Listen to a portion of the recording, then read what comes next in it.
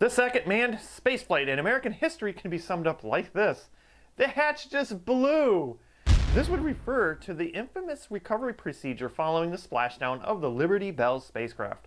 The Mercury space program hits its first snag, and that's something we need to talk about on part 3 of Mercury Madness and the next Vintage Retrospect.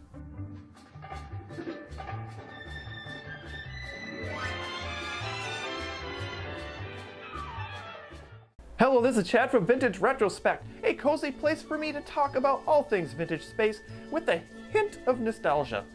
After the first successful manned Mercury spaceflight with Alan Shepard, which he became the first American astronaut to reach space, it was time for Gus Grissom, a Korean War veteran with over 100 combat missions, to get a shot into space. The flight took place on July 1st of 1961. These Mercury flights never made it to orbit, but this specific flight reached an altitude of 118 miles. So we're going to skip the formalities of the flight and get straight to where things went wrong. During splashdown, a pair of rescue helicopters come to circle the splashdown capsule. As one of the helicopters tried capturing the spacecraft, a hatch blew open, and Gus Grissom climbs out and dips right into the ocean. The capsule sinks as the weight of the craft becomes unbearable for the rescue helicopter. As Gus tries signaling for help and gasping for air, the rescue crew still proceeds with the capsule recovery, which seems like an awkward priority. Finally, the craft sinks fully and the rescue comes around to drop its sling, and Gus climbs aboard, averting what could have been the world's first fatality in human spaceflight. Just after his rescue, it didn't take long for officials at NASA to question the event and to place the initial blame on Gus that he blew open the hatch in panic as the spacecraft was bobbing up and down and sinking.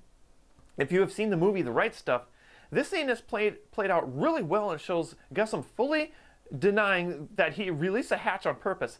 Now, considering that the hatch plunger needs some good force to open it, it would have bruised Gus's hand if he in fact did try opening the hatch. Grissom's hand had no such bruise, but NASA continued with its allegations that Grissom blew the hatch. It was only until a recent investigation in the 1990s revealed something that closes this case for good. One of the recovery crew, John Reinhardt, a Marine Corps lieutenant, had revealed to a reporter that during the cutting of a whip antenna, there was an electrical arc produced from the rotor backwash from the blades, and this made a completed circuit because of the electrostatic arc could trigger the inadvertent switch that could blow out the hatch.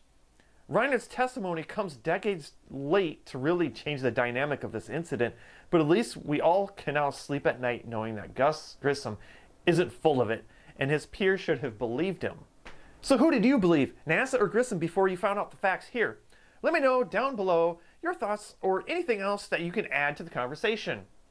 Also, don't forget to like and subscribe so that others can get the final facts about Grissom's near-fated suborbital flight.